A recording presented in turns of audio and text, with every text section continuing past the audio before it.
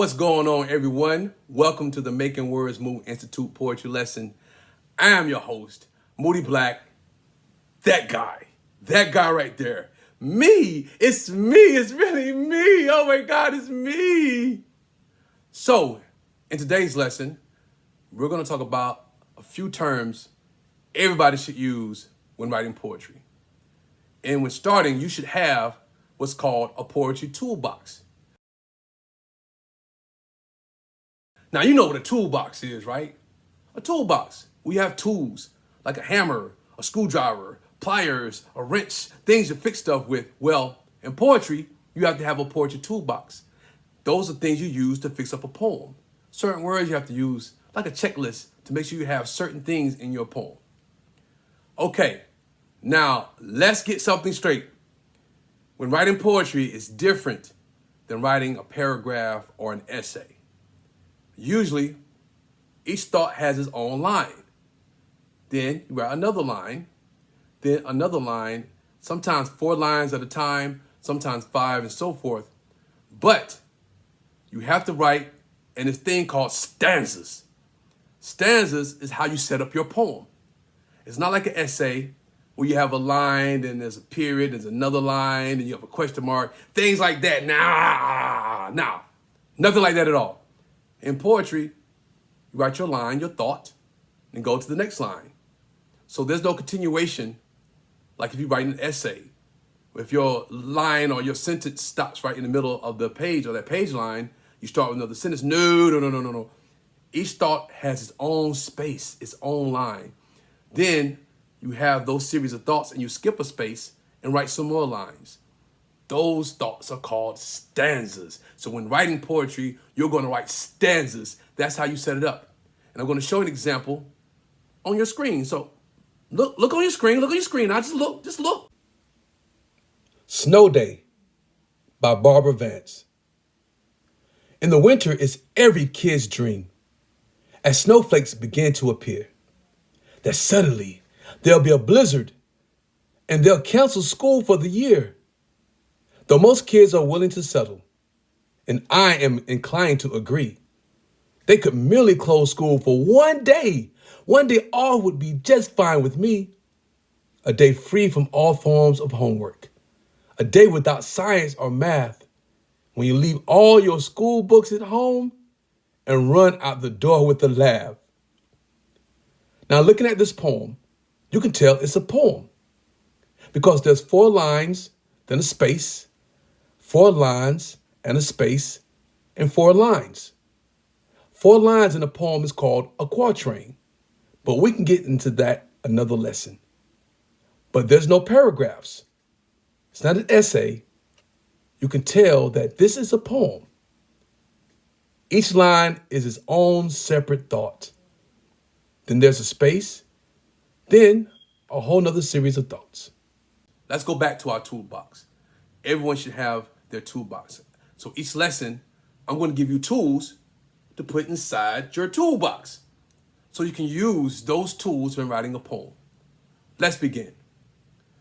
The first word we're going to learn, and you may have heard a lot of these terms, I'm quite sure you have. As a matter of fact, let me stop right now. Stop the brake, match the brakes. When writing poetry, you have to use your imagination. Just like SpongeBob be saying, oh yeah, I watch SpongeBob. I like SpongeBob. I don't care if you like him or not. I like him. But you have to use your imagination. You have to get outside the box. You can't say, well, that don't make sense. That's not real. That can't happen. Yes, in our imagination, everything can happen. Do not let anyone take away your imagination.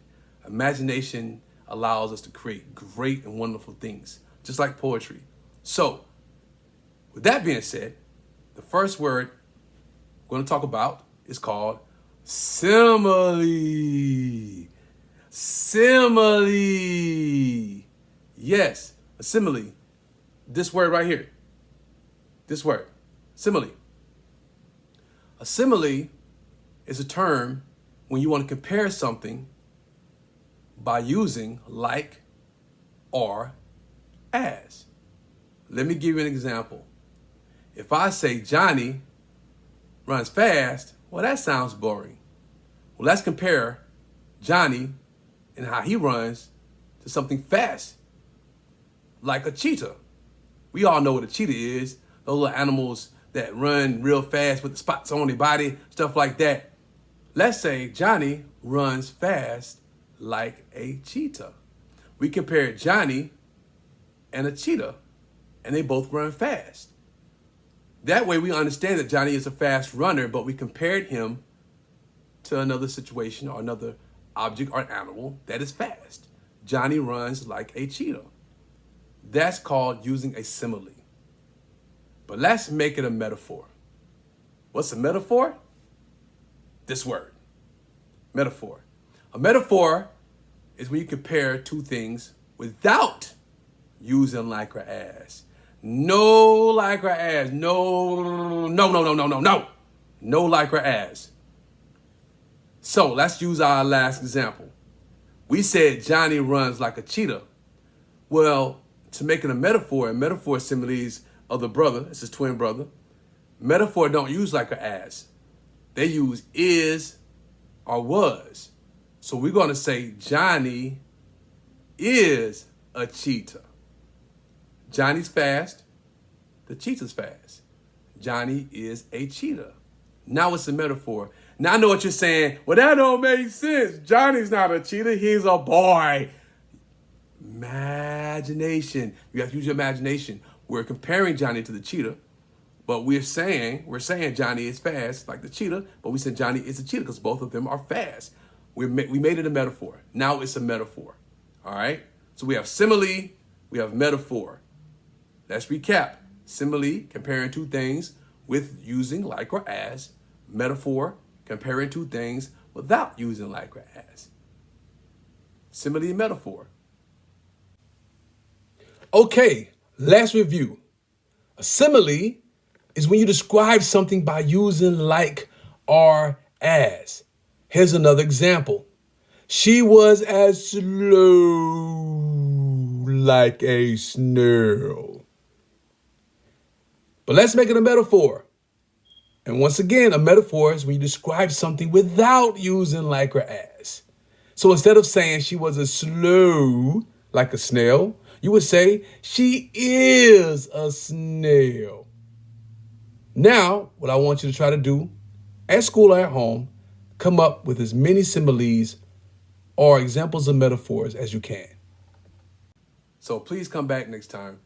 We have some more words, and I'll be at different locations. And let's have fun learning. Let's have fun writing. Remember, be inspired. Be motivated. Manifest your words. Make your dreams come true. I'll see you next time. Great day to be alive. Forget about your problems.